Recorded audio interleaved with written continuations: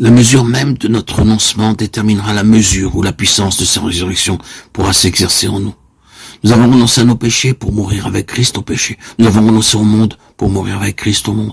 Et maintenant nous renonçons au moi, ce qui ouvre au Seigneur la porte de notre cœur et lui permet d'y entrer. Nous renonçons aussi par là à cette vie terrestre charnelle, source d'énergie purement terrestre, qui autrefois nous animait. Et portant toujours en nos corps la mort de Jésus, nous sommes amenés à puiser toujours davantage à sa vie, qui se manifeste dans nos corps mortels et vivifie ceux qui nous entourent. Quiconque aime son père ou sa mère, son fils ou sa fille, plus que moi, n'est pas digne de moi. Celui qui ne prend pas sa croix et ne me suit pas, n'est pas digne de moi. Celui qui aura conservé sa vie la perdra. Matthieu 10, 37, 38, 39.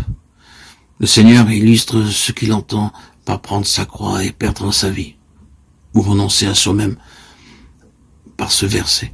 Notre vie propre peut être comme retenue à la terre par de puissants liens, des liens légitimes, mais si absorbants qu'il est nécessaire que le Saint-Esprit intervienne.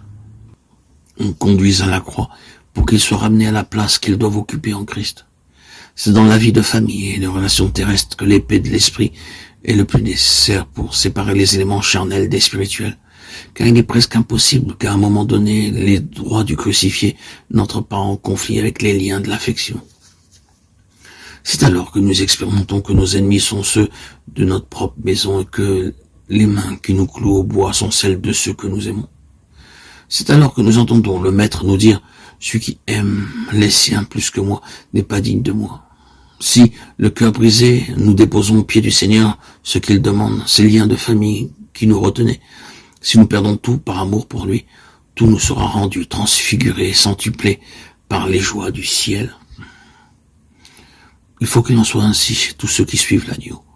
Et si pas à pas nous marchons avec lui, si en toute chose nous recherchons la volonté de Dieu, alors le jour viendra, comme il va aussi pour notre divin modèle, où nos frères croiront en nous et où ces paroles s'accomplirent à la lettre. Celui qui perdra sa vie la retrouvera. C'est l'épée de l'esprit, la parole de Dieu, qui opère cette séparation entre tout ce qui est charnel et ce qui procède d'un pur esprit. Hébreux 4, 12. Si comme nous y sommes exhortés, la parole demeure en nous abondamment et qu'elle opère cette séparation, nous devons aussitôt haïr tout ce qu'elle nous révèle comme charnel et l'abandonner, le perdre, le mener à la croix. Voulons-nous suivre l'agneau? Voulons-nous que sa vie soit manifestée par nous à ceux qui nous entourent? Alors, il nous faut connaître les profondeurs de la croix, de sa croix. Pour entrer dans tous les privilèges que sa mort nous a acquis, il nous faut renoncer à nous-mêmes, haïr notre vie propre pour que la sienne puisse se manifester en nous. Prendre sa croix, c'est perdre sa vie, c'est renoncer à soi-même, à sa vie propre.